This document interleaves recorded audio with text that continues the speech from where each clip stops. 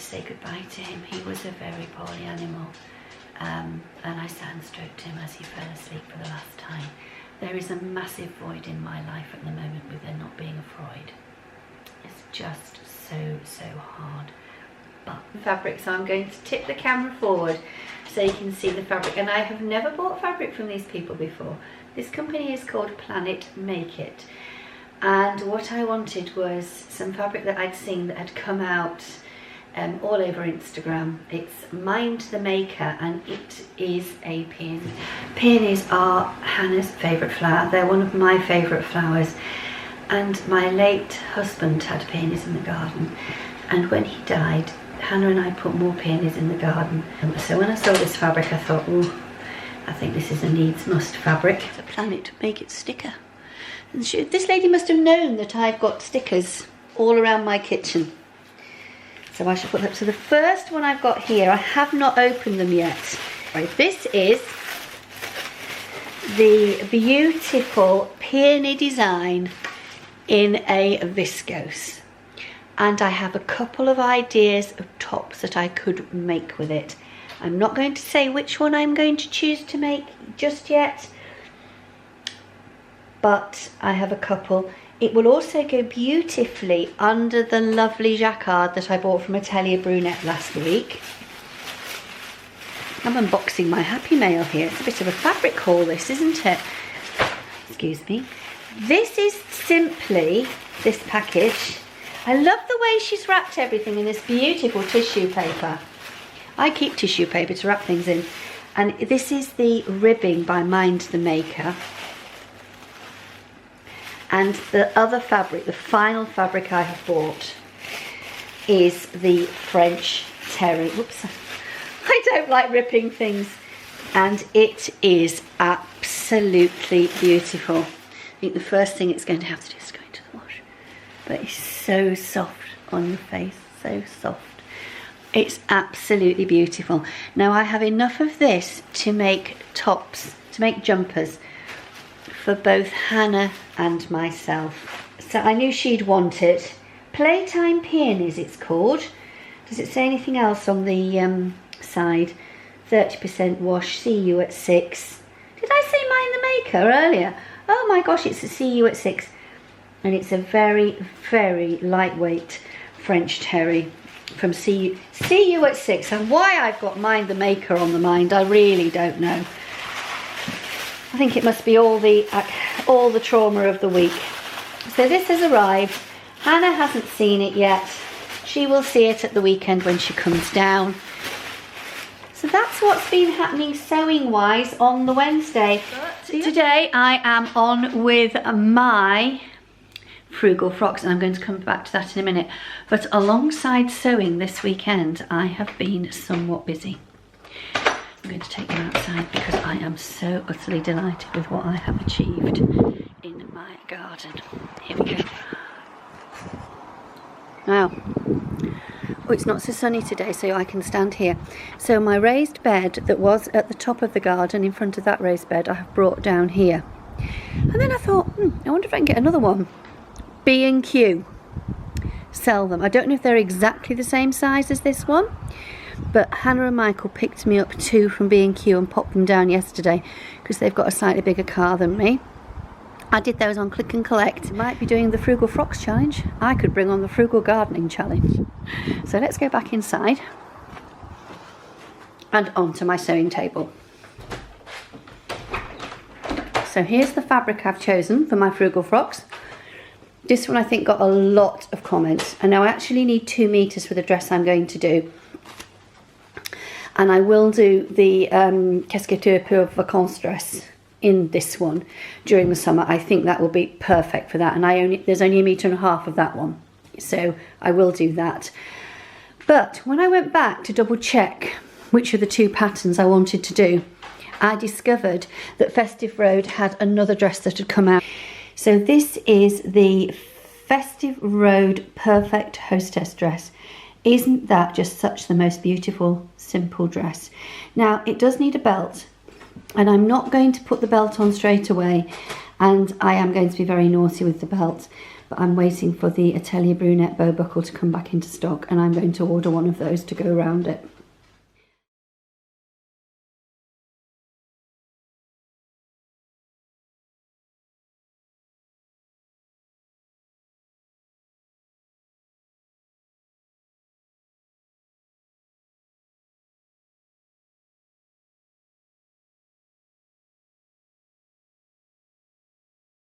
I'm all pinned out, all pinned down and ready to go. So I'm really quite pleased with that. So the next time you see this, it will be cut out, and this evening's job is to do any tailor's tacks I think are necessary. I tailor tack buttons. These buttonhole things here. Oh, where have they gone? There they are. I tailor tack the buttonhole marks. I will tailor tack this line here, because that is a fold line. I will make certain I know where that is. I have got tailor's tacks on the front piece over there. Anything I think will need a tailor's tack or any kind of marking, I will do. And then I'm going to tack the item together, the garment together initially, to make certain that it fits before I sew it. So there'll be a lot of hand sewing. So the next time you see this in the construction will be after I have done all the hand sewing, and I will explain then what I've done. But this is what happens when I go out running. I go to the girls and I look at them, and they're over there at the gate looking at me. Can you see them there? Well, here comes Poppy. She knows she wants to go out, but they've got to have their harnesses on. Do they want their harnesses on? No, they don't. They're going to be devils. Now today is a really exciting day because after our run today, Melanie can come and have a cup of coffee in my garden. I'm so excited. There's Maggie. There's Poppy with my new things. Right, let's try and tack these girls up. Sounds as if they're horses, doesn't it? Back from my run, it's time to start to sew up my dress for Frugal Frocks. The other parts are in the folder. In the folder here I've got the scrap fabric in the folder. Here are the parts of the dress ready. So I just need to move off more fabric from around my sewing machine. Now, what I wanted to do now before I started sewing was, how many of you have all got into Easter? I've noticed that over the years, the traditions that we have as families has changed for Easter. A few years ago, I picked up some Easter decorations. We've always had chicks and things around in the UK, but I've got some Easter decorations. I'm just going to pull my camera around and you can see the tops of my Easter trees. Going further, I have a box. I'm going to pull my box over, and now I know how I can tilt the camera down because I've practiced, just to make certain that I don't get the magic feet from the tripod. There we go. In this box here, I have got my Easter decorations. Now, my Easter decorations have been accumulated over the years, and some of the very first ones that I got were these. This was one of the very first Easter decorations I got, and this came from Mr. Green's, the flower store in Norway, as did this one here. I think there's a third one somewhere, and here's the third one. 3 lovely Easter eggs, and I've got these lovely Easter trees, and I'm going to just hang them on my Easter trees. I bought these over the past year from a department store. They came from John Lewis. I think that one's going to have to go out. So I'm going to decorate my trees. I'm going to pop you on time lapse and show you decorating my trees, and in the background you'll see my beautiful, beautiful daffodils that Hannah bought me last week, because she said everybody needs daffodils at this time of the year, Mum, and she came to see me and she bought me a little bunch of daffodils from the supermarket. So here goes.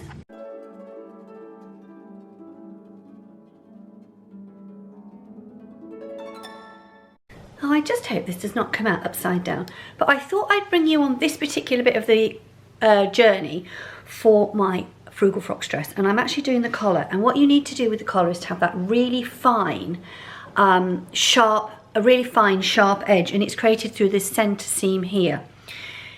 This is a bit of a cheat's way of getting that sharp seam. Lay the collar flat.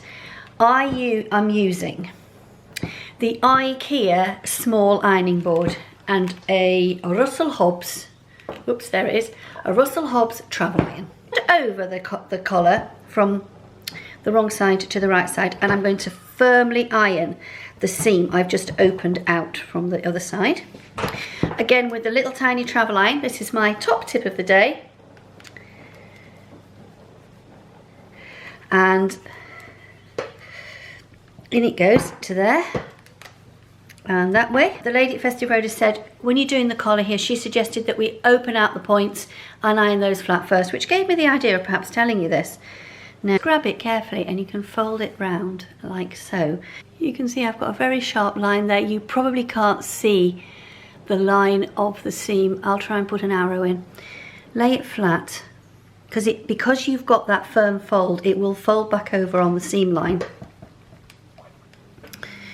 And over you go. I'm very uncertain about doing tutorials. If I do something and I upset somebody, that's the last thing. That's the last thing this vlog is meant to do, is to upset anybody. So let's do it as top tips from Judy while I'm sewing. That's probably the best way for this one. So I've gone down towards the point at this end, and now I'm going down to the point at the other end. Again, as I go through, give it a little, the old-fashioned roll. Now, my needlework teacher, when I was 11 at senior school, Mrs. Kemp, and if you said A to her, she went £30 a ton, because that's what it cost. Her husband was a farmer, and she really went on about rolling hems, as did Mrs. Barnaby when I got to year 12. Roll those hems. You need that really fine, sharp edge. I don't understitch. I roll my hems. That's a generational thing. Next thing I'm going to do here is to snip into the V with a pair of very sharp scissors. So now I'm going to turn it through. I've trimmed the edges. There we go. One end of my collar. Now I know it's not a really sharp point, and I shall be happy if the other end is identical. And there you go, everybody. There is my collar. I'm going to lay it back down, and if I fold it over, you will see here I have two lovely, lovely points. Now I've done lots of collars in my time, but the way that the Festive Road instructions describe that you open up the one side and iron it flat, and they haven't said to do what I've done in the middle. I've done that myself. Worked at the collar from two separate angles and not gone for the point with a really fine snip, and it's worked fantastically. I'm just going to show you the instructions. And because the instructions are in French, I've actually got a pen attached to them. But here are the collar instructions, and you can see very, very rare that she's actually opened the seam out, and then it shows you opening the seam out there to create your perfect collar. I could top stitch that if I want, but I don't want to. I'd like to leave it unstitched. So I'm really pleased with that. Now the other thing I'm going to show you is the sleeves have got a beautiful pleats at the top. And again, that is a fold back and iron. I mean, so much. This is a free pattern, and there is so much detail. And the instructions, I know they're in French, and I'm having to use Google Translate, but seriously, how amazing is it that we've got all these beautiful patterns in a different language that we can share. And I know that Alex from Gingerhead and Company and Rachel have both been sharing Russian patterns, which I think is going to be the next thing I'm going to go into. So again, I've got a beautiful point, and that now forms the sleeve head. But what I wanted to show you was another tip for when you're actually doing your ironing on your sleeves, just to save a little bit of grief. What I'm going to do now is, and I know they've got a very small hem on this, I think they've got a 2 centimetre hem. I'm going to give it a slightly longer hem. I'm going to give it a hem of about, let's go for 4 centimetres. Now the lovely thing is if you use the hot hemmer, you've got that instant iron. And the other thing about having your little tiny ironing board, these tiny things from IKEA, I'm sure you can buy them elsewhere. If David had still been alive, he'd been taking this camping. He'd have loved it. So I'm ironing this up at 4 centimetres. And I've got a nice crease in here, a lovely crease. And one of the things that my mum taught me when I was learning to sew was, Judy, preparation is the key. And boy was she right. Now this has got a sleeve that turns back on itself, so now I'm going to put in the turn back. Now I've ironed it up at 4 centimetres, and it is a little bit narrow, but I actually think we'll go for it. And now I'm going to iron it up at, I'd like to iron it up at 2.5 if it will let me have it, 2.5 centimetres.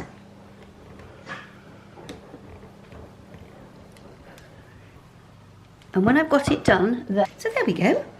And I have now put the pleat hem finish on the bottom of this sleeve. Now this may require a little bit of top stitching, and if it does, that is the point that I will top stitch the collar. I don't want it to be top stitched in one place and not another. I like these things to be even. So just here, I'm going to iron in here, like so.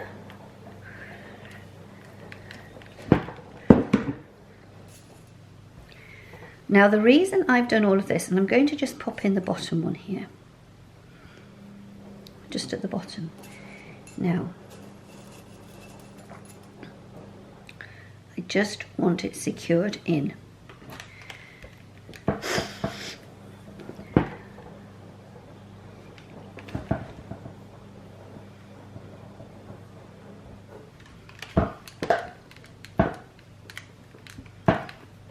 Without taking the pins out of the middle, you can here sew the garment up, and you will sew the side seams up of the sleeve by unfolding what you've just ironed up.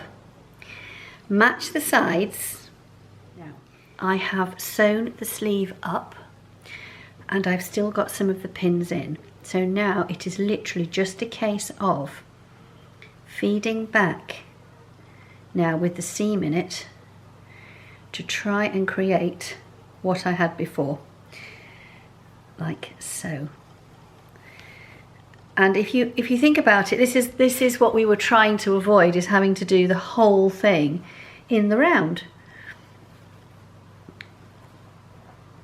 Works the same way for trousers as well, if you're doing Oxford bags. So here we go. Folding it up and round, and we have the sleeve done.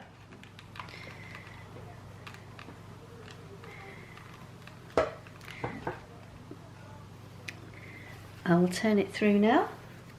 I haven't pinned it down yet. But here we have the sleeve. So, and the sleeve is now done, and we have the hem all the way round. The sleeve hasn't been set into the garment yet.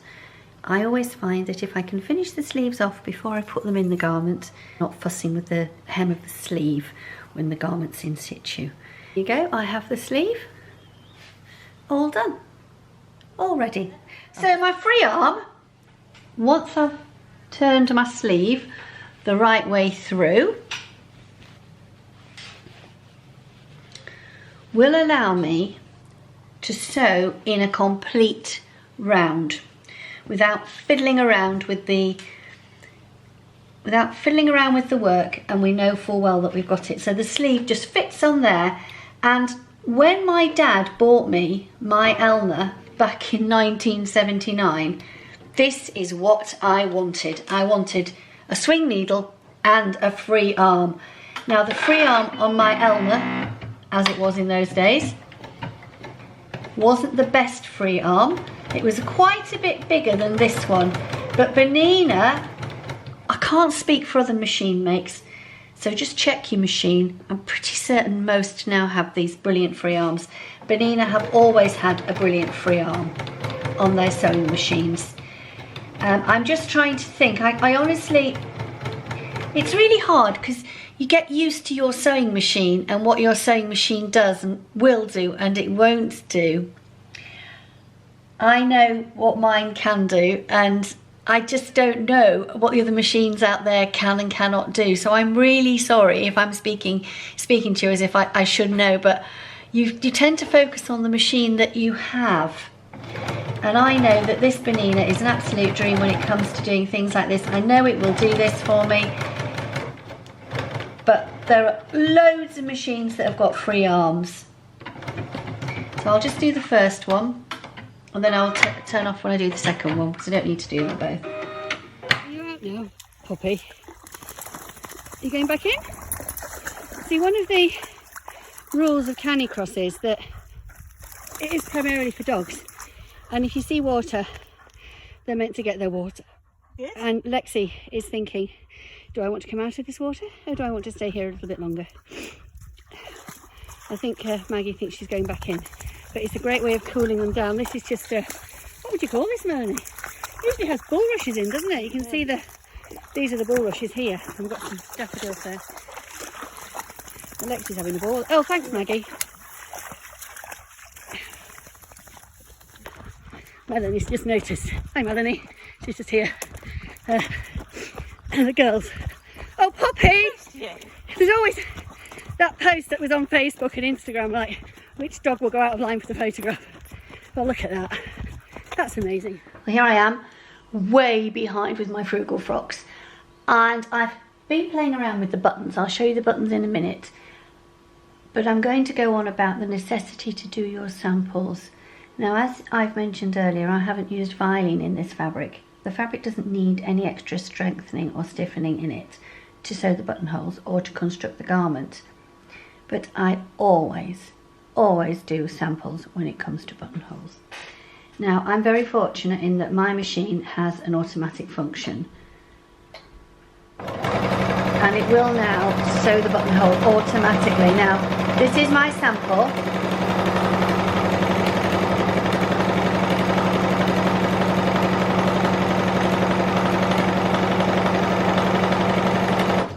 And here we go. Always do a sample. You're much better off checking everything. Sometimes when I've had the machine turned off overnight, I'll come back in and just check everything's okay. Now that buttonhole's okay, I just don't like it. The buttonhole is absolutely fine. You can't really focus in on it. Let me see if I put it up here. It's going to be really hard to see. Here we go. I don't think you can see it. I don't know if it's going to focus up at all on there, but I've got there's a buttonhole here and a buttonhole there, a very poor buttonhole here. I had one that, because it wasn't moving, I got a lump at the back. I'm sure I've got other buttonholes. Look at this one. Oh, that one's one that this is a poor one here. It's one of the very first ones I did. It's always worth it. Keep the scraps, do your tests. That can now find the bin. I'm going to turn you off and I'm going to do the buttonholes.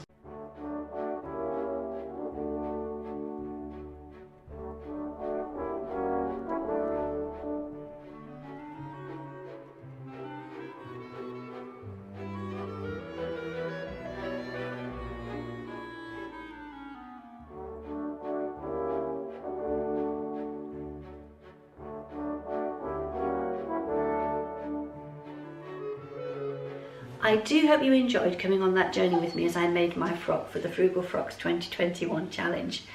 It was such fun, and the comments that we've been giving each other and people have just given you, even just friends that aren't sewers have come along and given me, has been absolutely so encouraging. Now I will put in the description box how to find the pattern, but I'm going to explain how to find the pattern. If you click on the link in my description box, it will take you to the Eris and Eres website. It's like a blog, and the links don't look like links. So where you think there might be a link, or where you'd like there to be a link, there will be a link. It's in ordinary print. It's just it's not like blue or highlighted or with a line underneath it. But if you click through it, just keep clicking on all the options, it will take you to the pattern. Now the pattern is in French. The instructions are in French, but Google Translate has a camera function. So if you're using a smartphone, download it and there's a little camera. If you hold the camera over it, it pops up. And what I do is I pop up, memorize it, or take a quick picture, screenshot, then I write on the pattern what the translation is so you can understand what you're doing. I have got the Perfect Hostess Dress to do from them, which is like a sundress, like a sleeveless dress with lovely buttons up the front, and I've got the other fabric. This was the other fabric that I wanted to use, and that's the one I'm going to use for the vacances dress. The instructions for the Perfect Hostess dress, although in French, are a little bit on the sparse side, so I would say somebody with slightly more experience would find it easier. One of the wonderful things I liked about this particular dress was it did give you your seam allowances, and it gave you the option to trace off the pattern for the seam allowances that they'd given you, but also to create your own seam allowances. As I mentioned at the time, when I did my pattern cutting course for City and Guilds, they did recommend that you do a 2.5 centimetre seam. And you can do that because if you've got a 2.5 centimetre seam, when you're doing that extra fitting at the last minute, you can adjust it and you've actually got the seam allowance to do it. Because you'd actually put the seam allowance, the 2.5 centimetre seam allowance on every single thing. So your princess lines down the front, and then obviously your side seams and your skirt seams as well. But the pattern pieces slipped together beautifully. I have never put in a set-in sleeve that has literally slipped into place like putting on something like a silk glove that just slips onto your hand. It was outstanding.